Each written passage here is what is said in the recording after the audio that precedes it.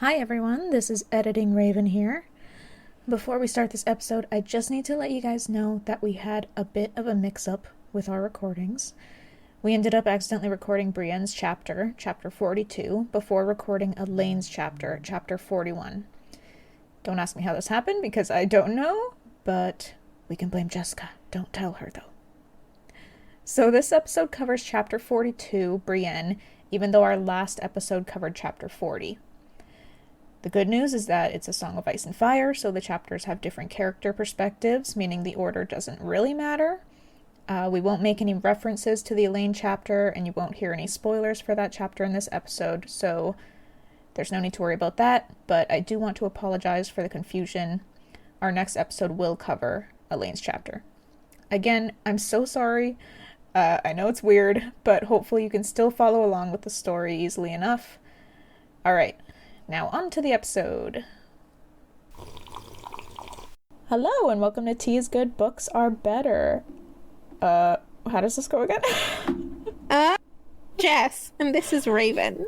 Wait, the podcast where we drink tea and talk about books. I'm Jess and this is Raven. Heck yeah.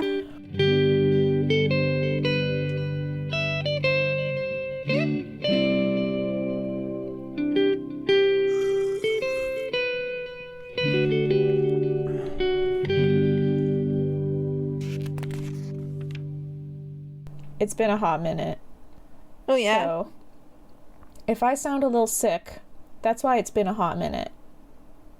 Because she is.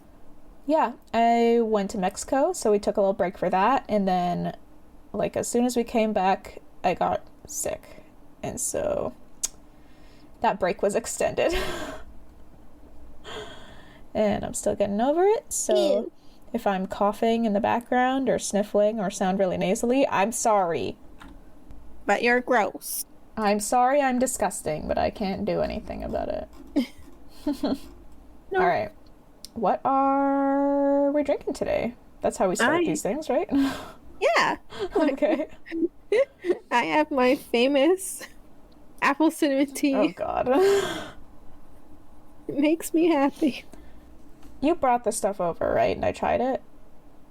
I don't Or not? recall. Did you? Wait, maybe not. Maybe you tried my tea. That's what it was. Huh. I don't remember. Well, what else is new for us? Talking about shit we don't remember. Probably. Yeah. Too much. I, once again, did not make tea because I'm lazy. You know what it is? It's that I eat dinner right before we record. So it's like I could make the tea for dinner and then have it and then bring it here after. Yeah. But no. Or I abandon the drink I was drinking for dinner and then make tea and then bring that. Which I don't really want to do either. I think you're making it sound complicated. That's how my mind works.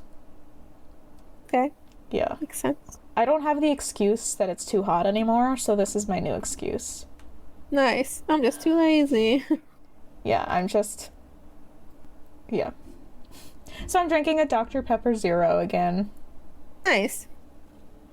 I'm awfully cold today. Oh, really? Yeah. I was just in bed where it was nice and cozy. And leaving the bed is kind of freezing. Oh. I'm in that weird state where, I'm cold, so I have a blanket on, but also my armpits are sweating.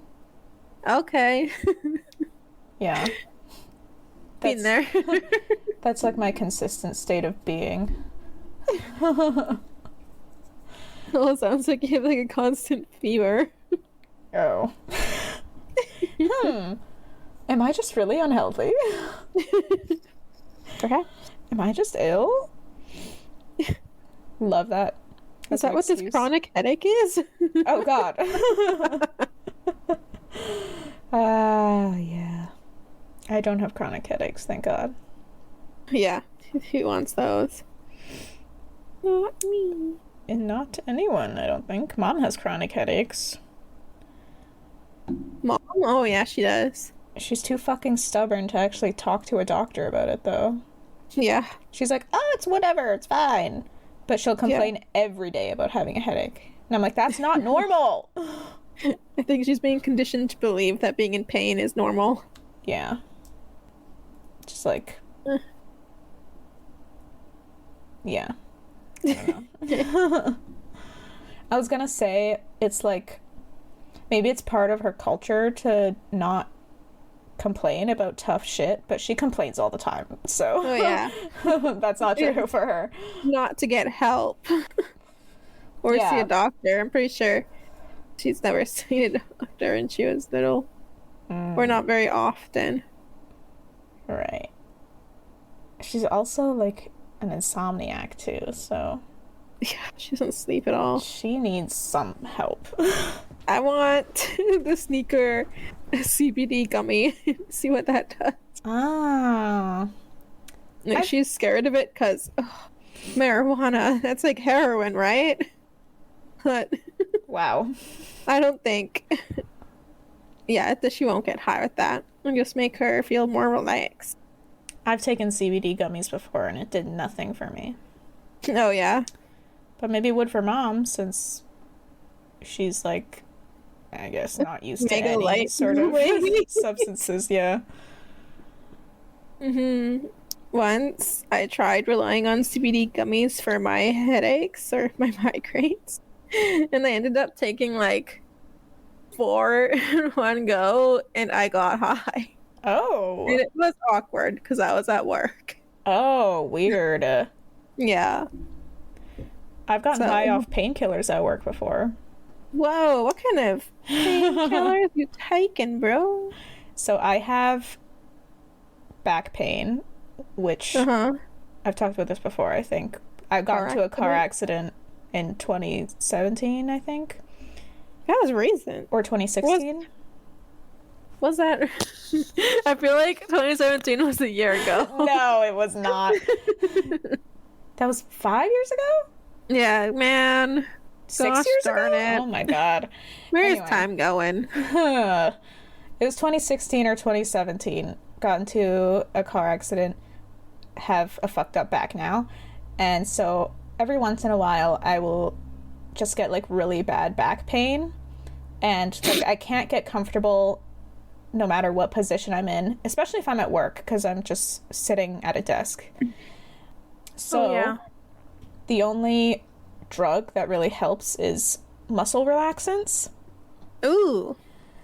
And apparently taking the maximum recommended dose gets me high. Which what is kind of a... Do you know what the drug name is? Like, what is this that you're taking? I don't remember what it is. Like, I could go find out, but it's not that interesting. Meh. So, yeah, it was like, take 1 tablet every 4, you know, the classic, every 4 to 6 hours or something. Or 2 if, like, 1 doesn't work. So I was having really bad back pain, so I was just like, fuck it, I'm taking 2 right now. So I took 2, and then I'm, like, sitting at my desk, and, like, 20 minutes later, I start to feel like I'm fucking floating. And I'm, like, trying to concentrate on what I'm doing, and I'm like, whoa, what is happening? Right. Okay. Hate to say that it felt awesome. Nice. And I was like, I can see why people get addicted to painkillers. Especially if it's an opiate. Yeah. Fuck. Do you get your muscle relaxants, like, from a doctor through a prescription? No, it's just over the counter. So, like, Tylenol? Like I said, I could go find out, but okay, it's not that interesting.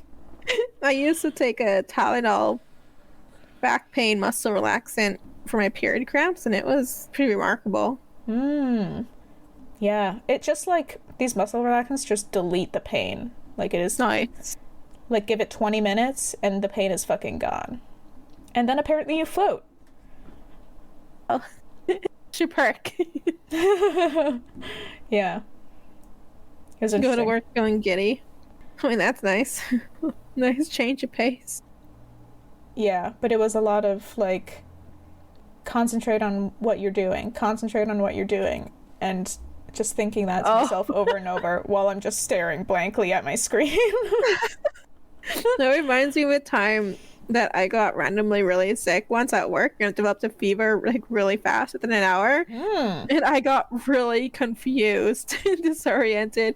I was in front of the computer doing returns. And I remember just like every couple of seconds completely losing focus of what I was doing and forgetting what I was doing, just zoning out like, oh shit, gotta finish this. And then I was like, okay, after this one I have to go to my manager. Because I could not focus for the life of me. That's so interesting. I wonder what causes that. I'm sure it's easy enough to find out, but we're lazy. I'm too fucking lazy. I'm lazy, yo. I'm too lazy to make tea. I'm too lazy to get up and look at my muscle relaxants, and I'm too lazy to even Google something. So. Yeah. That's why you guys listen to this podcast. Yeah, because it makes you feel not like a piece of shit. Because we're all normies. How dare you? People. Oh, you offended? I do have a shirt. I remember this. This was a funny moment. Me and Jake got work shirts at the same time. Beautiful.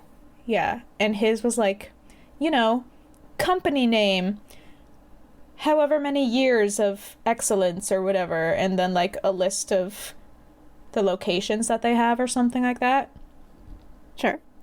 And my shirt is a picture of a guy in a motorcycle helmet holding up 2 fingers like a gun, and it says fuck normies on it. Nice.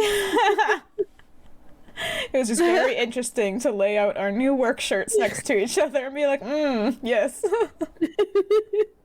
I like it. Yeah. Shit, even my work, just the name. Yeah. That's it. How boring. I want a fuck normies t-shirt. I have another one from work that says so long losers, and it has like a kid in a spaceship flying off to the moon. Is this spaceship a Harley? It's not a Harley, it's just a random rocket. Yeah. It's like based off of Stephen Rhodes' style. Do you know who that is? Nah. You would recognize his stuff, but it's all those like old school graphic, like kids coloring book style art that says things like, let's sacrifice Toby. And it's like 2 kids standing over, smiling over this little kid, like lying in a summoning circle. Those t-shirts are all over Spencer's. Yeah, it's those. So it was based off of a Stephen Rhodes thing. That's cool. Yep, and then we have a few more like that are similar. That's pretty sick. Yeah, it is pretty nice. I get free shit from work a lot. But sometimes it's useless. But sometimes it's really cool. Useless ones go straight to the donation bin? Well, it's more like I'll hang on to it for like a year and then be like, alright, it's time to donate this because I'm clearly not using it. Sure, give it the year-long test. Yeah. I actually probably have a lot of stuff like that I need to go through. Anyway, alright, we've said what we're drinking, and now what do? We go, where did we leave off our characters? Summarize. Yeah. So this is a Brienne. It is? We're Brienne. Yeah. Hold on. Shit. Let me look at my notes. I have a Brienne and I have a Cersei.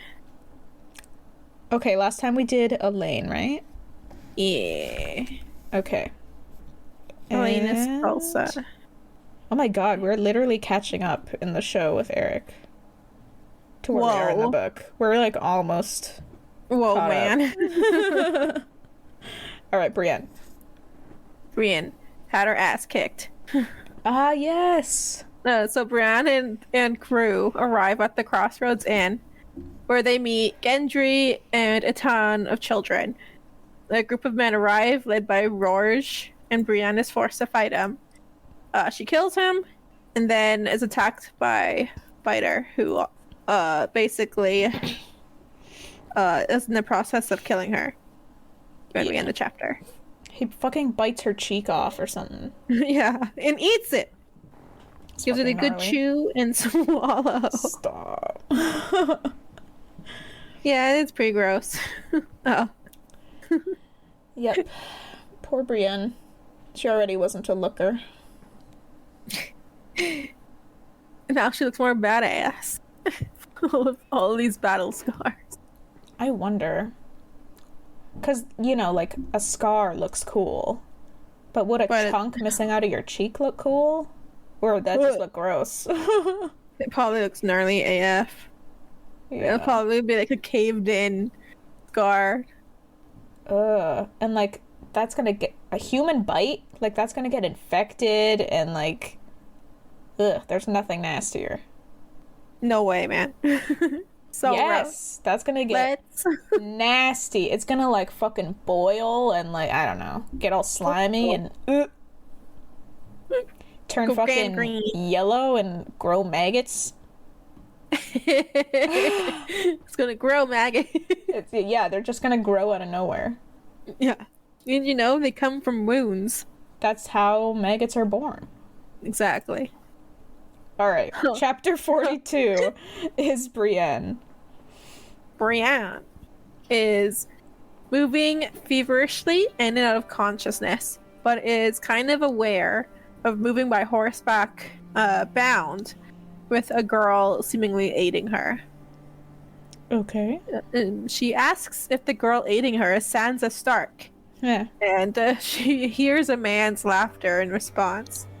She hears someone chanting a prayer, but it sounds wrong. Something about, you know, the night is dark and full of terrors. Oh, that sounds familiar. It sounds very familiar. Kind of worrisome. Little. Yes. They come to a sudden halt, and Brienne is brought down and sat against a tree trunk. The girl tries to get her to drink something, but it's strong and sour, but nasty. Brienne spits it out and begs for water, but the girl says that water will not help with the pain and insists that she drinks this wine.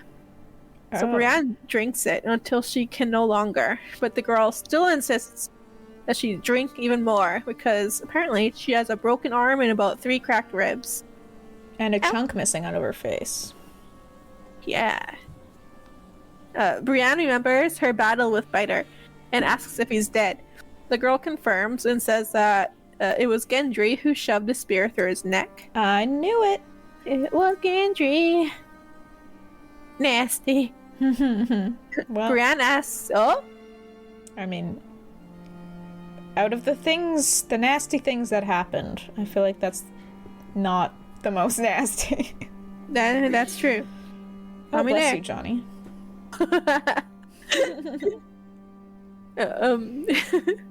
Brienne asks if she's seen a 13-year-old girl with auburn hair, and the girl's like, no.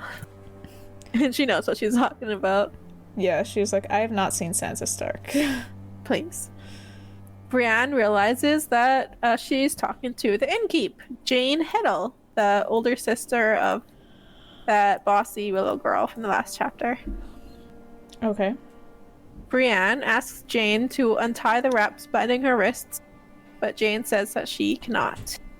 Gendry appears behind her and says that the binds will not come off until after Lady Stoneheart makes her answer for her crimes. Wait, who said that? Gendry. So he knows Lady Stoneheart? Yeah. The fuck? Yeah. Where's Pod at? Is he around? So far, we don't know where Pod is at.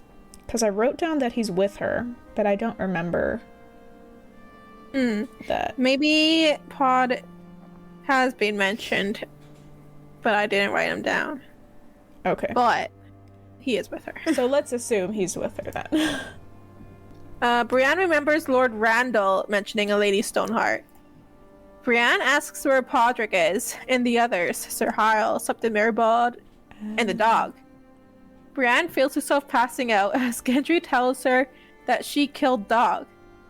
What? And I'm like, what? Huh? When was this? What the I don't fuck? remember. I need more information because that's the last we hear of Brienne killing dog. And I'm choked. That What didn't happen. Huh? What happened? That's not possible. What? Right? Was she not knocked out like right after I would Biter's think whole... did she go into like a fever frenzy and just kill the dog thinking it was the hound? What happened? What the fuck? Yeah, it's like Biter wasn't there at all. It was just dog the whole time. Oh no!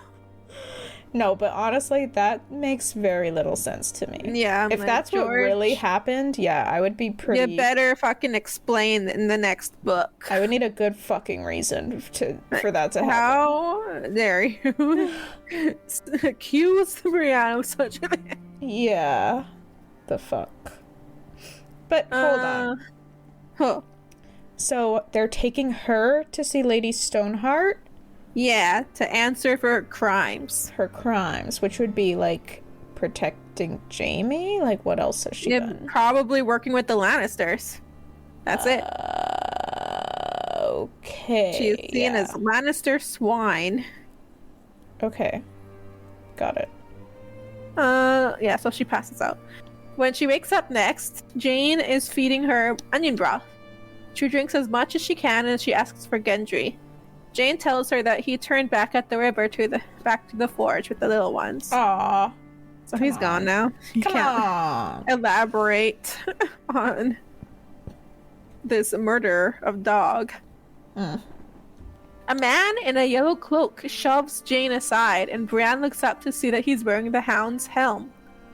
Brienne sputters, confused, and he says that he'd kill her right now if it weren't for Stoneheart, who wanted her hanged. Brienne is shocked, and then turns to Jane and tells her that they broke bread with her sister. Jane says that guest rights no longer have any meaning, not since Stoneheart came back from the wedding. Okay.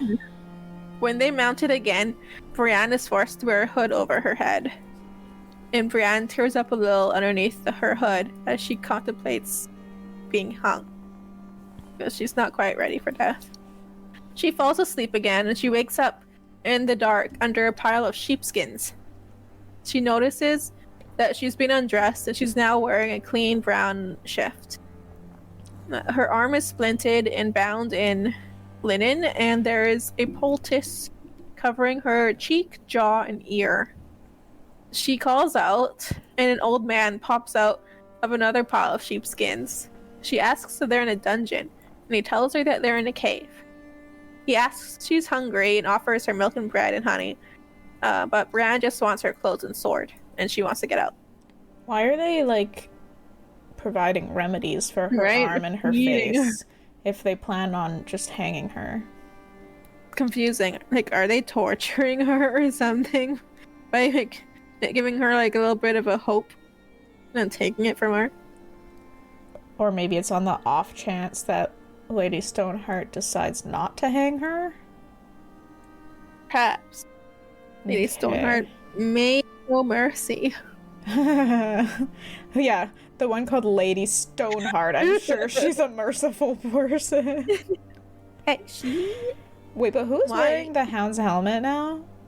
You remember the lemon cloak guy that Arya could not stand? Yellow cloak? Yellow cloak. That does sound familiar. Was he part of Barrack's crew? Yeah. Okay. Yes. He's wearing it now. Okay. Yeah. The old man feels her brow and declares that her fever is broken. Brienne asks why they cleaned and bandaged her wounds if they mean to hang her. Oh, shit. I should have just shut my mouth on that. The man suggests that it may be because if it weren't for her, there would be nothing left but corpses at that inn. Ah. So a bit of kindness. Okay. Brienne asks what she's done that deserves judgment from Lady Stoneheart. And who are they?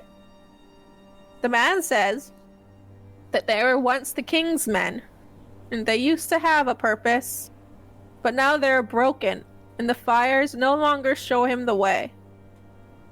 At fires, Oh. Brienne knows who he is. The Red Priest, Thoros of Myr. She mentions Lord Beric, like, kind of asks about him, and Thoros says that he's no more.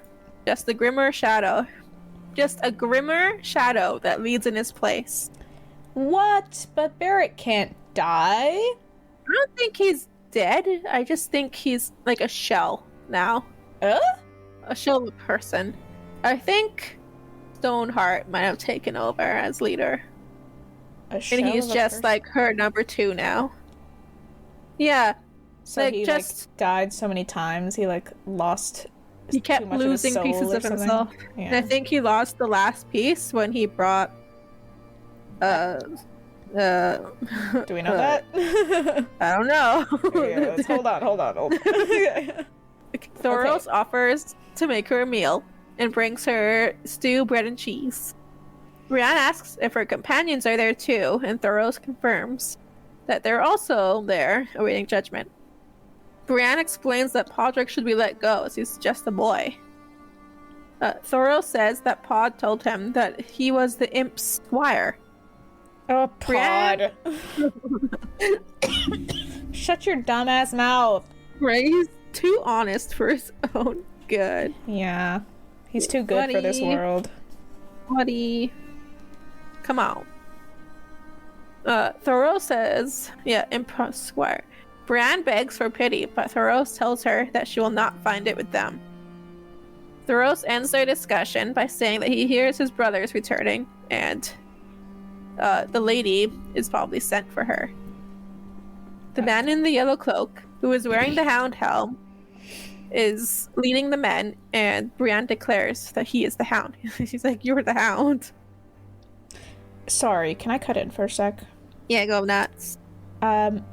Is she in a cell or just a room? She's hanging out in a small, like, cavern room. They're in a cave. So she's with Thoros of Myr in there. Yeah. Okay, so he's not... Is he, like, a prisoner also? No, I think he's just hanging out. Oh, he's just chilling. Okay, got He's doing his own thing. it. Got it. He's probably, like, watching her. Yeah, I don't think he, like, cares to hang out with these brutes no more. Got it. The group lost their way. He no longer sees the things in the fires. The The hound says he guesses so, as she killed the last one. Brienne tells him that she killed Rorsch, and he stole it from Clegane's grave. Thoros doesn't like this, and asks the man, he's Lim, if they've really sunk so low.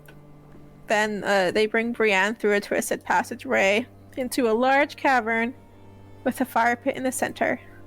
There's men, women, and children milling about, and they kind of like pause what they're doing to watch the show, I guess. Okay. Brienne is brought to a table where a woman is sitting, dressed in gray, cloaked, and hooded, studying a bronze circlet ringed by iron swords. You recognize that circlet?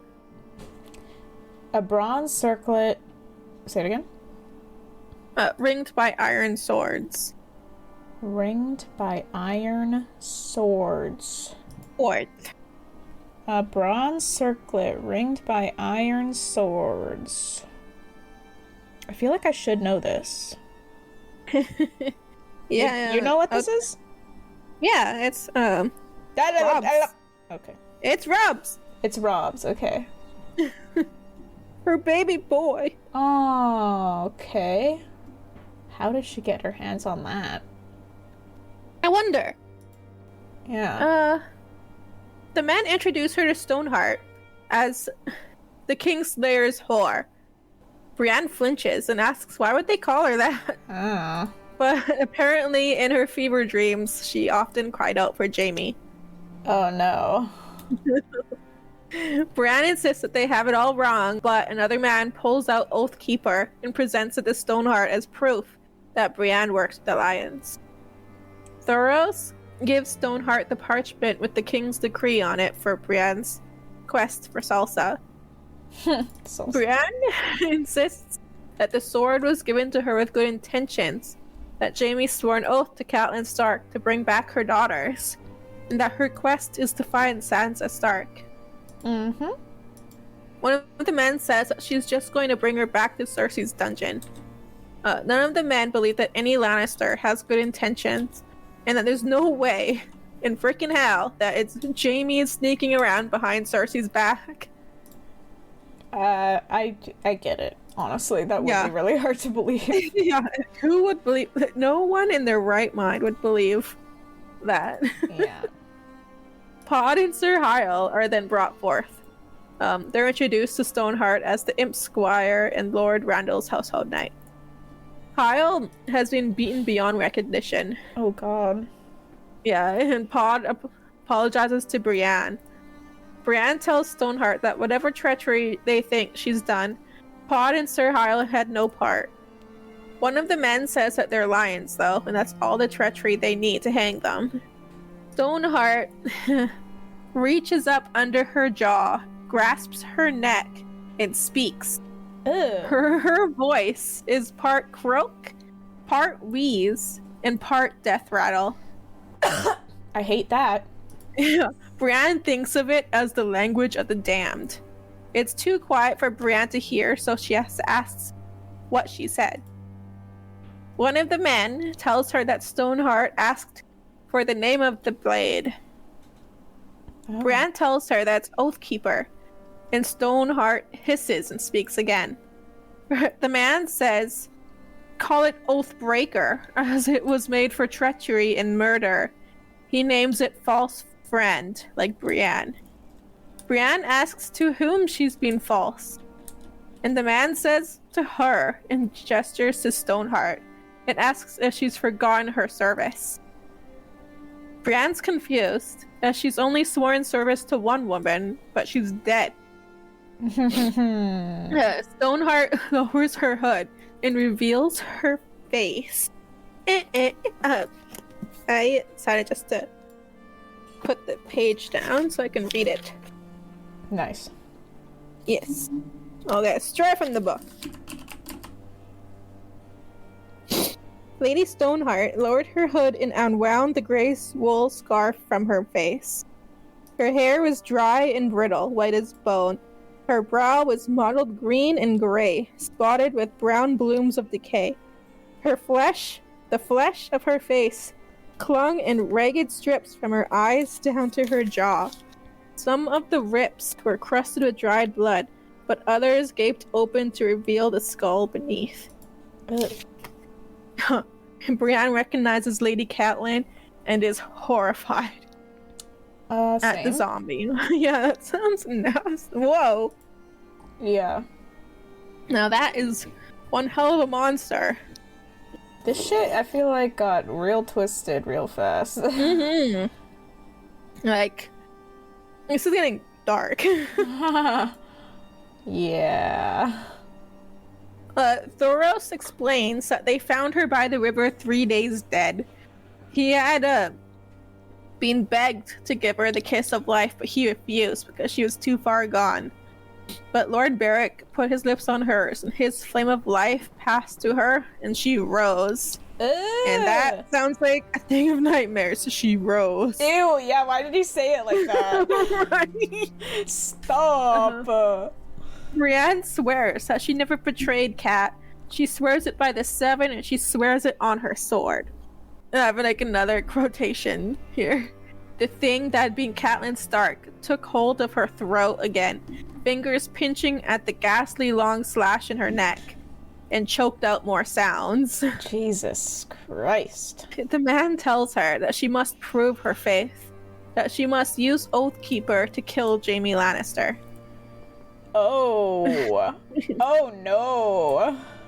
Brienne tries to convince Lady Catelyn that Jaime has done a lot of good for her and had changed, that he wasn't involved with the Red Wedding. Cat speaks again, and Brienne is told that she has to choose between killing Jaime or being hanged. Brienne cannot choose, so Cat orders them to be hanged. Oh shit. They're led outside and are noosed to individual trees. They're given the option to confess more crimes. Wait, this is all three of them? Yeah, all three. Oh, They're all fuck. being noosed to separate trees. Oh. Fuck! Okay. They're being given the option to confess more crimes, I guess, to prolong their lives. Yes. Instead, Brienne insists that they release Pod and tries to bargain his life, offering them sapphires, trying to copy Jamie a little bit. Like, she's just trying her darn best for them to release Pod, but they ignore her and proceed to hang them. Brienne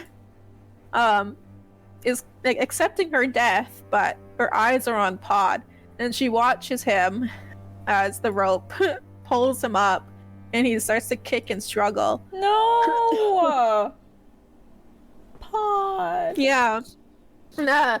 When I was reading this, I came to the realization that, you know, like, this isn't like a hanging, like, with necks break. Like, this is going to be long and a torturous death.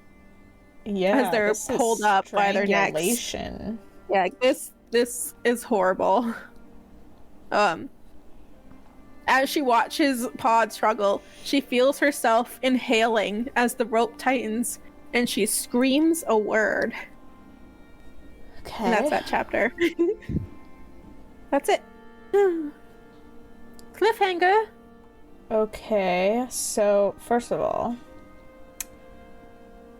she's like being strangled for a bit before she screams the word, right? Yeah, it just starts tightening when she inhales her last breath to scream. Whatever it is she said. Okay.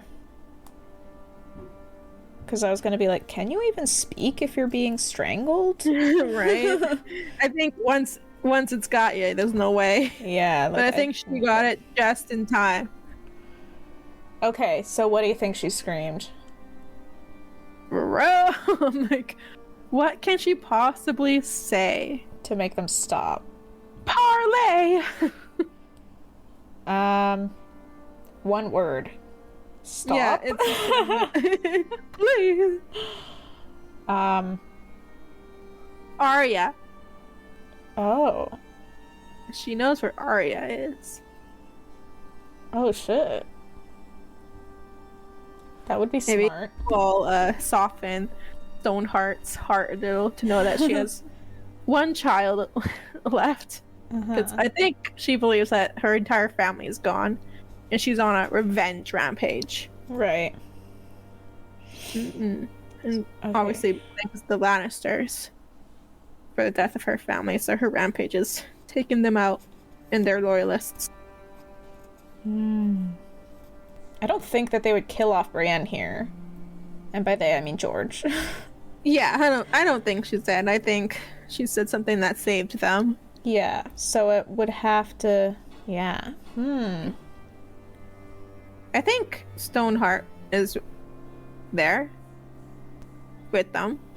Do you think she'd be the type to Come watch? come watch? Or she'd just be like, okay, Probably says. let me ponder on this crown now. Let's see. It does not sound like Lady Stoneheart went with them, actually. It's just the new hound. The other dudes. Some one-eyed man. Well, they all know Arya too, technically. She was one of them for a bit. Right. What would you guess? One word? One fucking word. Probably something that suggests she'll do what they ask. So I don't know what that word would be, but probably like, fine, I'll do it. A single word version of that. Yeah. Because I don't see anything else that would stop them. Like, if Lady Stoneheart isn't there, her screaming Arya, I don't know if that would work. That's kind of true. And they seem pretty bloodthirsty. Yeah. Really want to see her dead. Yeah. Like, I think one of them even says to her face, like... Yeah, she's like, saying, my father will ransom us, send Podrick to Evenfall, and you'll have sapphire, silver, whatever you want. And then the new hound says he wants his wife and daughter back. Can your father give me that? Oh, yeah. So yeah, he is very much blaming her as part of, like, the Lannister tribe, I think. They're just very angry at what the Lannisters have done. Okay, so yeah, that would be my guess. I don't know what that word would be, but something that's suggests she'll do it. Anyway, an interesting chat. Is that the first time we've actually seen Lady Stoneheart? Yeah, I think so. Like, we've only heard about her, rumors. This is the first time we've met her face to face.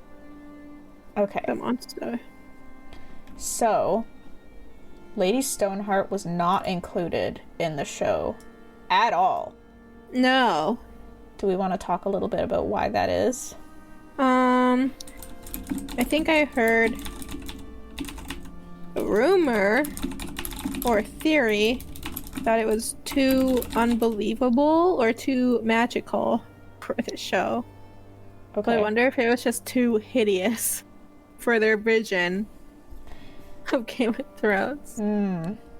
I think what I heard is that it would, it kind of thrust the story into this realm where, like, anything can happen. Like, it's not as grounded.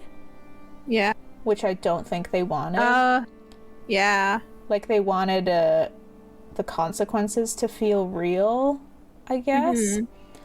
And I'm doing a quick Google right now, and apparently it has to do with, something that happens later on in the show, which I don't really want to spoil for anyone who doesn't know the show who's listening. But something happens later on in this show regarding someone coming back from the dead, and they were worried that offering a resurrection for Catelyn this early on in the show would give away that sort of thing later, or make it less impactful. Sure. That makes sense. Which, you know what, that makes sense to me. Yeah. But yeah, I don't really know what Lady Stoneheart brings to the books yet, as this is all we've really gotten so far. So I wonder if they will have had to sacrifice something from the show to not include Lady Stoneheart. Like, what does she bring to the book that they had to give up for this show? That's what I'm wondering. Guess we'll find out. I was gonna say maybe Lord Burke and crew, but I remember that he had a bit of a brawl later on. Season 7. Sorry, say that again?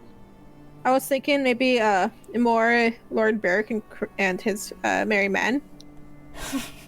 But then I remembered that we had Lord Burke for a bit in season 7. He had a bigger role. Yes. Let me see, I think I found another explanation as well. Apparently people were quite pissed off about this. Invested in seeing what happened to her. Showing off Lady Stoneheart. I think they're invested in seeing Lady Stoneheart. Right. I mean, you want to see Monster. He doesn't want to see Monster. Okay, so it looks like the first reason they left her out was due to the vague nature of the character. Part of the reason we didn't want to put it in had to do with things coming up in George's books that we don't want to spoil. Huh? And then the resurrection thing. So I guess I don't really know what that means. Oh, they just didn't want to talk about it at the time that they released this statement. They just didn't want to talk about the things that they were going to be spoiled. Oh. Okay. I don't know what that has to do with the vague nature of the character. Yeah. But okay. Let's see what Martin said. Okay, so one of D&D said, Catelyn's last moment was so fantastic, and Michelle is such a great actress. To bring her back as a zombie who doesn't speak felt like diminishing returns. But Martin disagreed with the creators. Oh! Ha ha ha. He says, Lady Stoneheart has a role in the books. Whether it's sufficient or interesting enough, I think it is, or I wouldn't have put her in. One of the things I wanted to show with her is that the death she suffered changes you. Dude. Cool. Okay. Well, that's interesting to know. And obviously we can't really know everything that he had planned for her in the books because he hasn't finished writing the fucking books. Oh my god. This guy. Yeah. How old He's is too George? busy describing someone's boot, I bet. And how it squelches in the mud. Yeah. Oh, damn. This man How is this certain old. tree. Like, yeah. Isn't it sad? Oh, boy. He's 75. Oh, dude. Come on. And... I'm never going to get that ending. Do I sound selfish? Yeah. I'm sure he has drafts like written out somewhere that maybe his estate will reveal at some point, but by drafts I mean like a plot line or like a timeline. Yeah. Maybe someone will have pity and take those drafts Someone, and do what they can. maybe it's part of his will or something even to do that. Like, I wouldn't be surprised to at least kind of reveal what he had planned. Or maybe he has someone else who will like take up the mantle and finish writing the books for him. There are authors who do that. Like, Please, George, please. there Think of the is children. Stieg Larsson, I think. I don't know how to pronounce his name, but I think Stieg Larsson? Yes, this is the guy I'm thinking of. So he wrote The Girl with the Dragon Tattoo and the rest of those books. But if I'm remembering correctly, he did not quite finish it before he died. Yeah. And I think someone like kind of finished it off for him. But I don't remember. So I could be wrong about that. And again, I'm too lazy to do all the Googling right now. Too much Googling. But it is a thing, is what I'm trying to say. Okay. Yeah. So I have a little bit of hope. So, yeah, I mean, maybe. We'll see. Maybe in 15 years. Or 20. Or maybe this guy will live to fucking 100. Who knows? And he'll actually finish writing his descriptions. Just cut the fat, George. Ain't nobody got time for that shit. No, man. No. Anyway. We're hoping that he is able to finish the books for his own legacy as well as for our sakes. For our time and commitment that we and the other readers have put into the series. Reading this book. I deserve an ending. All right. Then that will be it for this episode. Thank you so much for listening. And if you want more of the podcast, please follow us on Instagram. You can follow the podcast at TIGBAB Podcast or follow us individually. My handle is Crimby and Jess's is just.egan24. You can also find us on Facebook. Just search TIGBAB Podcast or Tea is Good, Books Are Better, and we will show up there. Also, please subscribe to our good friend Bahrami on YouTube. He's the one who made our jingle, which you heard at the start of the episode, and he makes some really cool music. That's Bahram. You can also find him on Spotify as Bahrambient. That's Bahrambient. And please check us out on Patreon, patreon.com/teaisgoodbooksarebetter. We have a few different tea-themed tiers with fun rewards, including outtakes, BTS stuff, and mini-episodes in which we force our brother to watch Game of Thrones, which he absolutely hates. So it makes for some fun discussions/arguments. Finally, if you would be willing to share the podcast with your family and your friends, it would be a huge help to us to grow the podcast. Thank you so much. We'll see you next time for... Who? Cersei?